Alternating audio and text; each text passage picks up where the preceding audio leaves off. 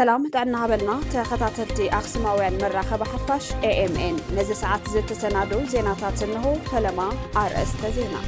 محبر ممهران كل تجراي محبر ممهران إثيوبيا هزوطنا يدقفن دمت مخانن ترعان أغربو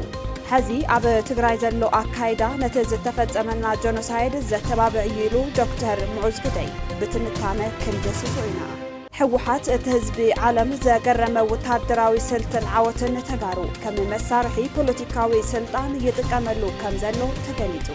سبب سلطان حوحات كاب إكواتوريال غيني تمرت وسيدوم ودقت هاجراوي محبراوي من نبابرو تغراي كغيرو تعويت قريبو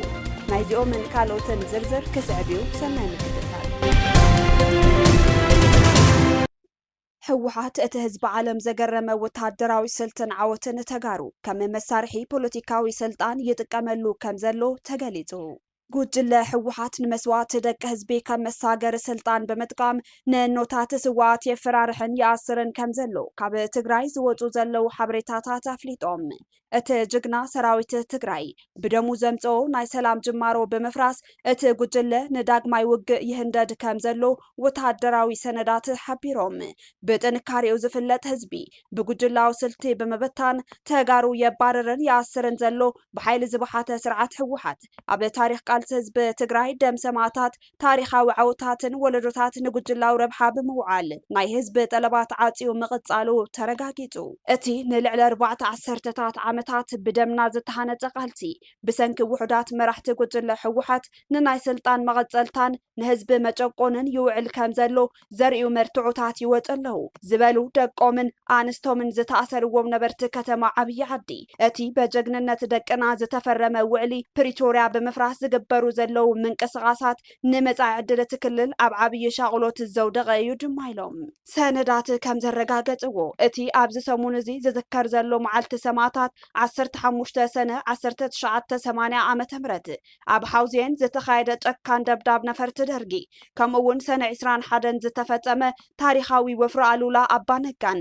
እቲ ብሓይሊ ስልጣን ሒዙ ዘሎ ጉጅለ ሕወሓት ከም መቐጸሊ ፖለቲካዊ ቃልስን ናይ ስልጣን መከላኸሊ ቀጽርን ይጥቀመሉ ከም ዘሎ ተፈሊጠሉ እዚ ጸብጻብ እዚ ከመይሉ እቲ ክቡር መስዋዕቲ ደቂ ድኻታት ንረብሓ ውሕዳት መራሕቲ ይውዕል ከም ዘሎን እታ ፕሪቶሪያ ዝተፈረመ ውዕሊ ሰላም ኣብ ትሕቲ ከመይ ዝበለ ሓደጋ ከም ዝርከብን ሓቲትካ መልሲ ትረኽበሉ ሓቂ እዩ ክብሉ ድማ ገሊጾም بمسارات كاب وتعدراوي من جتاتن بقربا كاب زكتاتل وتعدراو تنتن زترخب حبريتا سراويت مكل خال تجراي TDF أب وفر ألولا 36 كفل سراويت تلاي بمدم ساس زمزقبو عوت أب تاريخ وتعدراو سن حساب عالم ززاربن زاقرمن ينيرو أزي أبوش تحاتير اوان توديبو سلتاوي بقعاتن وتعدراو تبابون زمسكر حيلي نملا حزب تجراي كاب هلكيت زاد حانا مخانو يقلت يخونن بر أزي جغنا سراويت زمزو ناي سلام جمارون مجدي سلام وعلى بريتوريان بس بحال السلطان حيزو زلو قجل حوحات يفرس كام زلو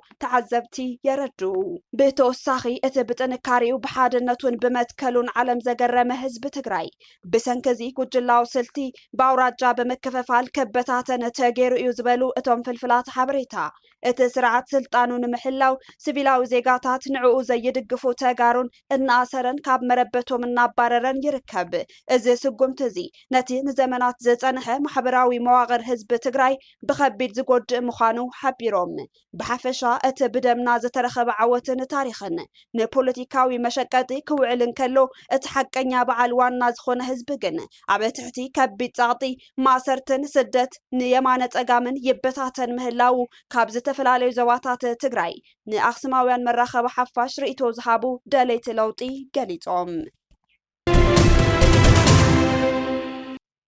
سبب سلطان حوحات كابي إكواتوريال غيني تمرت وسيدوم ودقت هاجراوي محبراوي من نبابرو تقراي كغيرو تعويت قريبو نبرت كتما عدوا زم محلالفو ترير ملأختي حوحات كابز زمناو السرار حاكم مهاري قبو زبالون تخون سلطان نزل على مرشا زي كونس مسوطي تاونتن تحطاتنتن زتاساسر هزباوي حدرا مخانو زري حدش تاريخ كاب أفريقا تسميع اللو كبلو دحر مقلات وطيت كي مزقبكا سلطان حسكا متنح زاختلو ودقات زري هياو أبنت مرحت هاجر إكواتوريال غيني كم مرأيا أغميتهم كم حبريتا BBC أب ماكلاي أفريقا تركب هاجر إكواتوريال غيني زت ዝተቐመጡላ ሃገራዊ መደባት ብኣግባቡ ኣይማልአን ብዝብል ምኽንያት ካብ ቀዳማይ ሚኒስተር ጀሚሩ ብሙሉእ ዝፈረሰ ካቢነ ሚኒስተራት ስልጣኑ ከም ዝለቐቐ ተሓቢሩ እዚ ፍጻመ ዝስዒቡ ንኣክሱማውያን መራኸቢ ሓፋሽ ርእይቶኦም ዝሃቡ ናይ ከተማ ዓድዋ ነበርቲ እቲ ንሰለስተ ዓሰርተታት ዓመታት ስልጣን ብሓይሊ ብሒቱ ዘሎን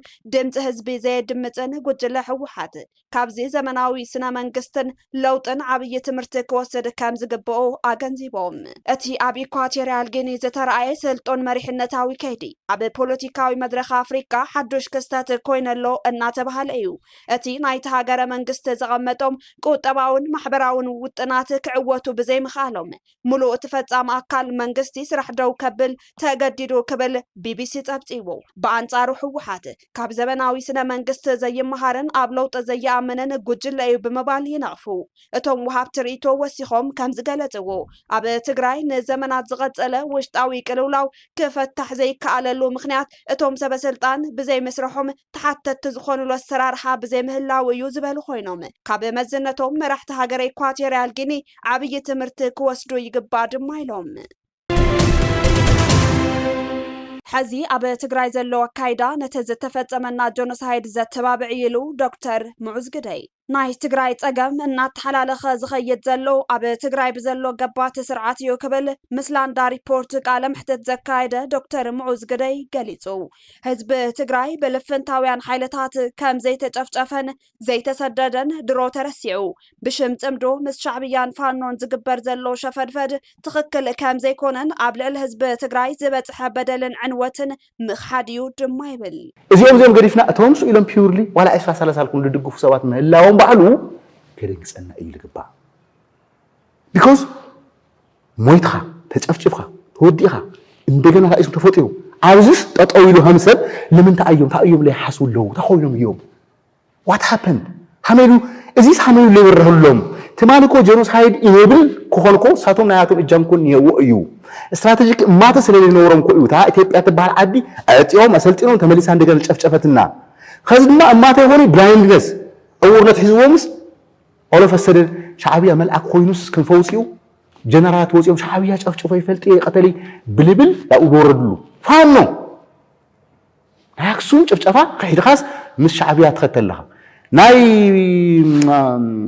ما يكاد شفشفة تخدل لها مالك بس فانو تقطم تلها إزي حياة blindness تأيو خوينو ميل خايخات دنس إزيس كدنس أنا يقبع إننا السيستم التسرح له مجدي هزبي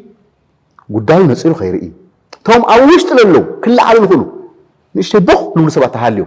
كاوش تقع غيروا له سبعة تحليو يخرجوا يشفشفوا الله فورمولا اللي وعلو خاله رتوال اللو سنة ساعات اللو هم ملكيو بقى اللي خلنا قرت نستلس وديهم خلي بريت اللي خلنا أيو أوتوماتيكيو وديهم يلتفلها واقع خيرك ديومانايز يجرك ينسلك اليوم تايل بحال ما نمكو كود حاتول إس كنتيتيو كإلك كنتيتيو ما نم كبري موجز فلتة دماغ نسل لك أو واحد شاب لك أيو مالك أو واحد شاب لك هيوت لك مالك كويو لا اللي هو تقولين هلا ريخات تقولين خاكو أبدانا يخزق قاس أبدانا خزق أخيوا عصم البال علو نور لوجيك ريخات تقولين هامي عينت مونستريوم فطيرهم زون سبات هراي قدينا هايمانوتنا سوشيال انستيتيوشننا تكالاتنا كل مداوي هوتنا برميت غيرو ينكلونا ጠቅላላይ ትካል ለመስረተ ፍጹም ጠቅላላይ ስርዓት ገባታይ ስርዓት ስለሆነ እዩ ና ትግራይ ጸገም ላተሐላል ኸደሉ ይብል ዶክተር ሙዑዝ ግደይ እንትቅጽል ሕዚ ኣብ ትግራይ ዝካየድ ዘሎ ክያዶ ነቲ ዝተፈጸመና ጆኖሳይድ ዘተባብዕን ትግራዋይ ባዕሉ ንባዕሉ ክጠፋፋይ ዝስራሕ ዘሎ ክብል ይስማዕ መልኩ ቲ ጆኖሳይድ ለምጸልና ሰኸፈት ፎጢሩስ ናደቅ ሰባት ህይወት ሓንቲ ህይወት ሞት ሓንቲ ሓደ ህይወት ለአናስ خبارዩ ቱማች ይበቃ ሓንቲ በስ ብዙሕቲ እያ ኢልና ክንኣምን لدك سبات لنا فاليو كوسك مجبرنا يو عايز أنت إيه اللي جبرله لوك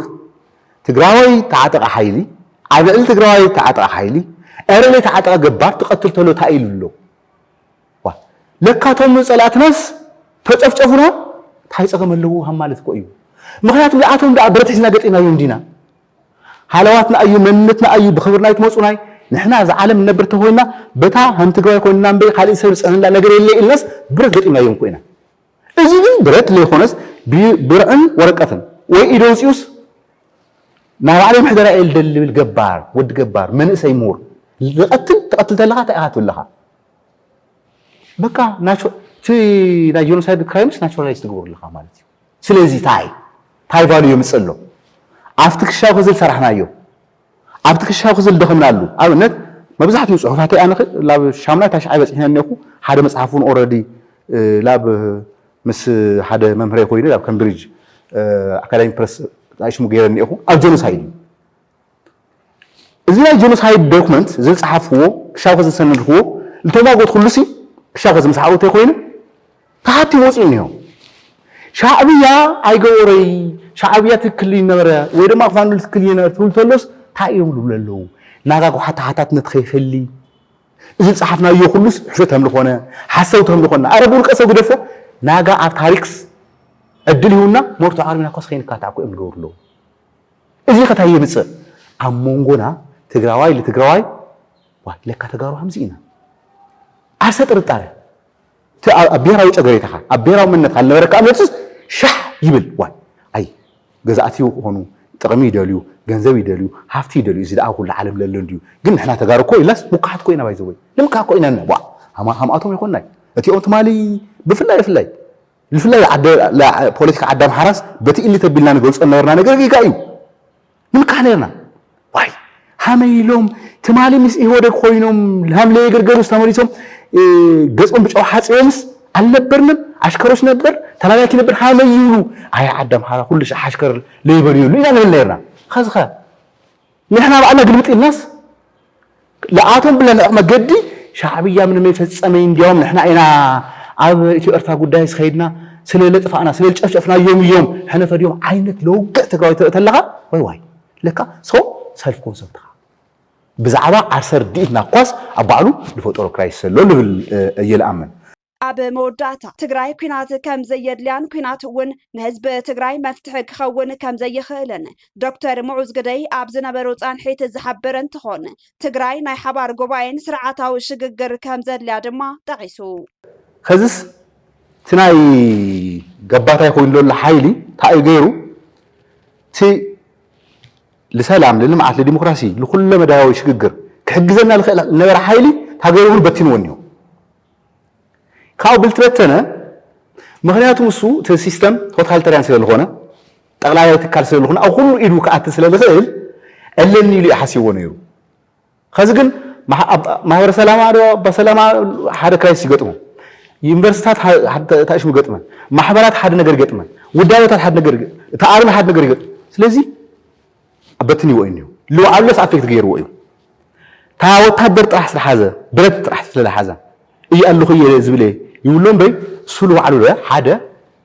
ተበተን ሓይል ዋዕላ ሓደ ጋይ ለትግራይ ዓዊ ድማ ሓይልና ምብታኑስ ሪኮንስቲቲዩት ናይ ምግባር ደጊም ኻና ምሕባር ጉዳይ የድሊ እዚ ምግባር ለድልምታ ይተበልና ሽቂልካ ሀዚ እዛብዚ አለላ ኩናት አትሪፍናስ ብልኾነ ሜካኒዝም አሬንጅመንት ህዝብና መሊስና ወር ግዛአትና መሊስና ካው ድሓረ لخون عينت واحد المسل انت سخالي ماني يمرحيو موسيوس هابي ايفر افتر بقى دحاره تعويتنا ايخوني سرعتاو شكግር ለምጽ ጉዳይ አብዚ አያተ ብለና ምክንያቱም ህዋሃት እንደዚህ ደኺሙ ተርኢ ይፈልጥ ህንድዝ ደኺሙ ይፈልጥ ገባት ሰዓት ድማ አፍታል መለኸላ ጊዜ ኢኻ ተጸብኻ ብመግሓፍ ስለለ ያምን ተጸብኻ ስርዓታው ሽግር ተምጽ ስለዚህ እዛ መድረክ እዚኣ ሃምታ ሳልሳይ ወያነ ልበላ كلهم ፖለቲካዊ ድዋት ልሳተፉላ ትዋና ጉዳይ ግን እዚ ለኾነ ሓይሊ አጥፊኻ ወይ እግሊስኻ በኻሊ ሓይና ምትካል ይኾነስ ሃሙ ዓይነት ትሬንድ ለሐዋሩ ለሰብርና ፖለቲካ ስግግር መድረክ ለዋልል ኮን ይሄው እዚ ለምግባር ማሕበር መምህራን ክልል ትግራይ ንማሕበር መምህራን ኢትዮጵያ ህጹጽ ናይ ደገፍን ድምጽ ምዃንን ጥርዓን አቅሪቡ ብሰንከ ዘይተኸፈለ መሃያ መምህራን ትግራይን ስድራ ቤቶምን ንድኽነት ጥሜትን ሞትን ተቃሊዖም ከም ዘለው ሓቢሩ እቲ ማሕበር ምስ ፌደራል መንግስትን ምስ ዝምልከቶም ኣካላትን ብምዝርራብ ህጹጽ ፍታሕ ከናደየሉ ፀዊዑ ማሕበር መምህራን ክልል ትግራይ ኣብ ዘውፅኦ ወግዓዊ መግለፂ እዋናዊ ኩነታት መምህራን እቲ ክልል ኣዝዩ ዘሻغልን ህፁፅ ቆላሕታ ዘድልዮን ምዃኑ ኣፍሊጡ እቲ ማሕበር ኣብዚ እዋን እዚ መምህራን ትግራይ ብሰንኪ ተኸልኪሉ ዘሎ መሃያ መነባብሮኦም ተሃስዩ ንሳቶምን ስድራቤቶምን ድማ ብጥሜትን ሕማምን ይሳቀዩን ይሞቱን ከም ዘለው ሓቢሩ ብመሰረት እዚ ጸብጻብ ማሕበር መምህራን ትግራይ ነዚ ዝሕዝን ኩነታት ብምምልካት ንማሕበር መምህራን ኢትዮጵያ ኣብ ጎኖም ክቐውምን ድምፂ ክኾኖምን ጻውዒት ኣቕሪቡሎ ከም ጸብጻብ ማሕበር መምህራን ክልል ትግራይ እቲ ማሕበር ካብ ዝምስረት ጀሚሩ ኣባል ማሕበር መምህራን ኢትዮጵያ ብምዃን ግቡኡን ወጻእታቱን ክዋጻ ዝጸንሐ ትካል ምዃኑ ጠቒሱ ኣብዚ ቀረባ እዋን ድማ ኣባል ዓለም ለኸ ትካል ትምህርቲ ብምዃን ዝግብኦ ኩሉ ይሰርሕ ከም ዘሎ እቲ ማሕበር ኣፍሊጡ ይኹን እምበር ኣብዚ ሕዚ እዋን መምህራን ትግራይ ዘለዎም ሂወት ኣዝዩ ሕማቕን ተስፋ ዘቑርፅን መከራ ዝመልኦን ምዃኑ እቲ ማሕበር ብዕቱብ ኣመልኪቱ ኣሎ ነዚ ንነዊሕ እዋን ዝቐጸለ ከቢድ ፀገም ንምፍታሕ ብደብዳቤን ብሰላማዊ ሰልፍን ድምፂ መምህራን ንምስማዕ ብዙሕ ፃዕርታት እኳ እንተተገበረ ሰምዐ እዝንን ምላሽ ዝህብ ኣካልን ብምስኣኑ መምህራን ንከቢድ ስቃይ ተቃሊዖም ከም ዘለው እቲ ማሕበር ኣፍሊጡ ዝኾነ ናይ ፖለቲካ ፍልሊ እንተሃለወካ ኣብ ጠረጴዛ ዙርያ በስልጡን መንገዲ ክፍታሕ ብምጥያቅ መምህር መሃያ ምኽልካልን መቁራፅን ንባዕሉ ብታሪክ ዝሕትት ዓብይ በደል እዩ ክብል ኮኒኑ ኣሎ መምህራን ካብ ታሕቲ ጀሚሮም ክሳብ ላዕለዎት ሰበስልጣን ሃገር ዘምህሩ ንሃገር ከም ሃገር ክትቅፅል ልዑል ኣስተዋፅኦ ዘበርከቱ ዓበይትን ዋጋ ዘይወፃሎምን ሰባት ምዃኖም እቲ ማሕበር ኣጥቢቑ ብምዝኽኻር እዚ ፀገም እዚ ሕዚ ህፁፅ ፍታሕ እንተዘይተረኺቡሉ መምህራን ትግራይ ድምፂ ኣብ ዘይብሉ ኩነታት ኮይኖም ዝጠፍኡሉን ዝፀንትሉን ባይታ ክፍጠር ከም ዝኽእል ስጋቱ ገሊጹ እዚ ድማ ኣብ መጻኢ ወለዶን ኣብ ህልውና እቲ ሃገርን ዘምጽኦ ከቢድ ሳዕቤንን ውድቀትን ንምክልኻል ኩሉ ዝምልከቱ ኣካል ብቁልጡፍ ክንቀሳቐስ ከም ዘለዎ እቲ ማሕበር ብኣጽንኦት ኣተሓሳሲቡ ኣሎ ኣሜሪካ ምስ ኤርትራን ግብፅን እተካይዶ ዘላ ዲፕሎማስያዊ ርክባት ንኢትዮጵያ ሓዱሽ ስጋት ፈጢሩላ ከም ዘሎ ተሓቢሩ ፕሬዚደንት ዶናልድ ትራምፕ ምስ ፕሬዚደንት ዓብድልፈታሕ አልሲሲ ብምርኻብ ኣብ ጉዳይ ዓብይ ግድብ ህዳሴ ኢትዮጵያ ተመያይጦም ግብፂ ኣብዚ እዋን ምስ ኢትዮጵያ ታቶ ዘላ ፖለቲካዊ ፍጥጥ ንምምላማይ ዓብይ ግድብ ህዳሴ ኢትዮጵያ ብኣሉታ ከም እትሪኦ ተገሊጹ ፕሬዚደንት ትራምፕ እቲ ግድብ ንግብፂ ሓያል ፀገም የስዕብ ከም ዘሎ ብምግላጽ ንድሌት ግብፂ ዘቐድም ፍትሓዊ ፍታሕ ከም ዘድሊ ኣፍሊጦም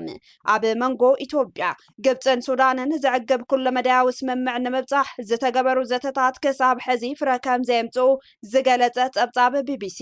ኣብ መንጎ ሃገራት ምብራቕ ኣፍሪካን ተፋሰስ ኣባይን ንዓሰርተታት ዓመታት ዝቐጸለ ምስሕሓብ ዓብይ ግድብ ህዳሴ ኢትዮጵያ ሕዚ እውን ንዓለም ለኻዊ ፖለቲካዊ ርክባት ሓያል ጽልዋ ብምፍጣር መዘራረቢ ዓበይቲ መራሕቲ ዓለም ኮይኑ ይቕጽል ኣሎ እዚ ብቢልዮናት ዶላር ዝህነት ዘሎ ግድብ ናይቲ ዞባ ጂኦፖለቲካዊ ስምምዓት ብምልኡ ይቕይሮ ከም ዘሎ ተንተንቲ ፖለቲክስ ይገልጹ ካብ ኣህጉራዊ ትካል ዜና ቢቢሲ ዝረኸብናዮ ሓበሬታ ከም ዘመልክቶ ፕሬዚደንት ኣሜሪካ ዶናልድ ትራምፕ ምስ ፕሬዚደንት ግብፂ ዓብደልፈታሕ አልሲሲ ኣብ ፈረንሳ ኣብ ዝተኻየደ ዋዕላ ጉጅለ 7 ድሕሪ ምርኻቦም ኣብ ዝሃብዎ ወግዓዊ መግለጺ